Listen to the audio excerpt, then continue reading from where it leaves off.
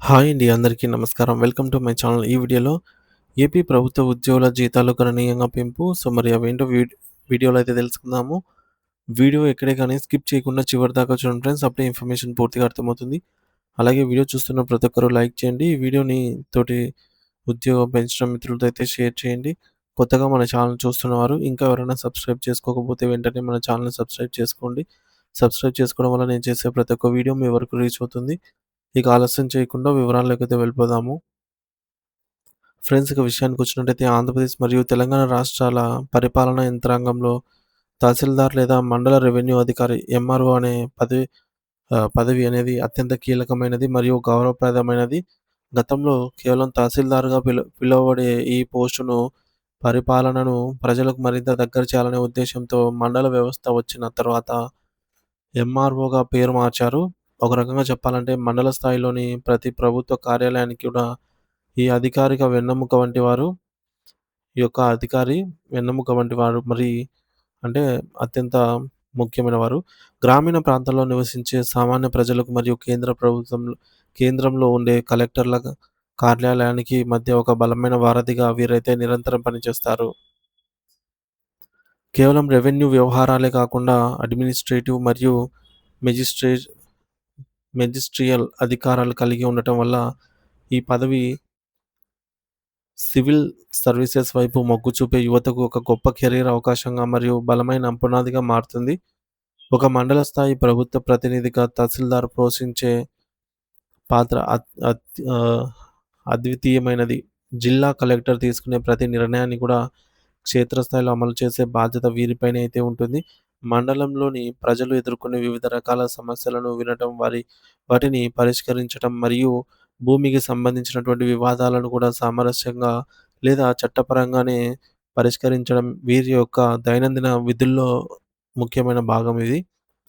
మరీ ముఖ్యంగా గ్రామీణ భారతదేశంలో భూమి అనేది ప్రజల ఆస్తి మాత్రమే కాదు. అది ఒక భావోద్వేగం. అటువంటి భూముల రక్షణలో ఎంఆర్ఓ కీలక పాత్ర అయితే పోషిస్తారనమాట.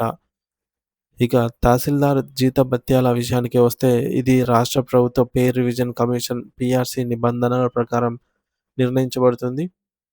ఈ పదవికి ఎంపికైన కొత్తలో ప్రారంభమై ఆహ్, ప్ర ఎంపికైన వారికి కొత్తలోనే అంటే బేసిక్ పే ఇనిషియల్‌గానే బేసిక్ పే అనేది సుమారు రూ. 44,570 నుండి రూ. 51,330 మధ్య అయితే ఉంటుంది.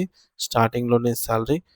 దీనికి అదనంగా ప్రభుత్వం కరువు భత్యం, డీఏ పేరుతో ధరల పెరుగుదలకు అనుగుణంగా సుమారు 40-50% వరకు అదనపు మొత్తాన్ని చెల్లిస్తుంది.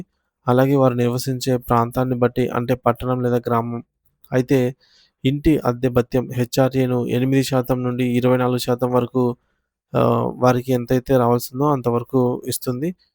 వీటితో పాటు ప్రయాణ భత్యాలు, టీఏ, వైద్య ఖర్చులు మరియు ఇతర ప్రోత్సాహకాలు అన్నీ కలుపుకుంటే ఒక తహసీల్దార్ సుమారు 75,000 కంటే ఎక్కువగానే గ్రాస్ సాలరీని పొందుతారు. సీనియారిటీ పెరిగే కొద్దీ మరియు పదోన్నతులు పొందే కొద్దీ ఈ యొక్క జీతం నెలకు రూ. 1,00,000కు పైగానే చేరుకుంటుంది. కేవలం జీతం మాత్రమే కాకుండా ప్రభుత్వ అధికారిక వాహనం, కార్యాలయ సిబ్బంది మరియు నివసించడానికి ప్రభుత్వ క్వార్టర్స్ ఇటువంటి వసతులు వీరి యొక్క సామాజిక హోదాను మరింతగా పెంచుతాయని చెప్పడంలో సందేహం లేదు. తహసీల్దార్ నిర్వహించే విధులను ప్రధానంగా 3 రకాలుగా విభజించవచ్చు. మొదటిది రెవెన్యూ విధులు. భూమి రికార్డ్స్ నిర్వహణలో రికార్డ్ ఆఫ్ రైట్స్ ఆర్ఓఆర్ నిర్వహణలో వీరి ప్రాథమిక బాధ్యత అన్నమాట. సో, ప్రతి రైతుకు సంబంధించి భూమి వివరాలను ఆన్‌లైన్ మరియు ఆఫ్‌లైన్ రికార్డులలో నిక్షిప్తం చేయడం, సర్వేలు నిర్వహించడం మరియు పట్టాదారు పాస్‌బుక్ జారీ చేయడం ద్వారా రైతులకు భరోసా కల్పిస్తారు. అలాగే ప్రభుత్వం నుంచి వచ్చే భూమి శిస్తు వసూలు చేయడం మరియు విలువైన ప్రభుత్వ భూముల ఆక్రమణకు గురికాకుండా కాపాడటం వీరి ప్రధాన కర్తవ్యం.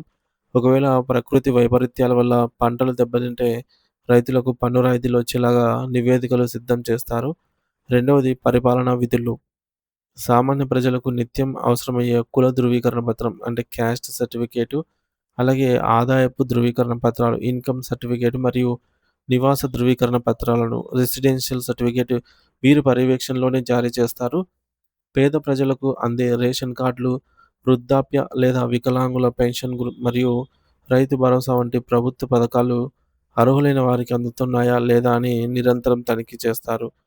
గ్రామాల్లో జరిగే జనన మరియు మరణ రిజిస్ట్రేషన్లను పర్యవేక్షిస్తారు. ఎన్నికల సమయంలో మండల ఎన్నికల అధికారిగా వ్యవహరిస్తూ ప్రజాస్వామ్య ప్రక్రియను సజావుగా నిర్వహించే బాధ్యత వీరిపైనే ఉంటుంది. ప్రతి వారం జరిగే ప్రజా ఫిర్యాదుల పరిష్కార వేదిక గ్రేవిన్స్ ద్వారా సామాన్యుల కష్టాలను నేరుగా వింటారు వీరు. మూడోది న్యాయపరమైన మరియు మెజిస్ట్రియల్ అధికారాలు.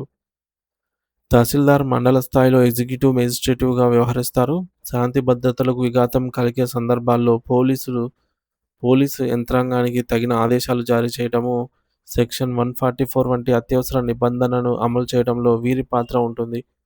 అనుమానాస్పద పరిస్థితిలో ఎవరైనా మరణించినప్పుడు విచారణ జరిపే అధికారం వీరికి ఉంది. అక్రమంగా భూములను ఆక్రమించిన వారిపై కఠినమైన చర్యలు తీసుకోవడానికి కూడా మరియు అక్రమ ఇసుక లేదా నిత్యావసర వస్తువుల రవాణాను అరికట్టడానికి వీరికి విస్తృత అధికారాలైతే ఉంటాయి. చివరగా ప్రకృతి విపత్తుల సమయంలో తహసీల్దార్ ఒక రక్షకుడిలా వ్యవహరిస్తారు.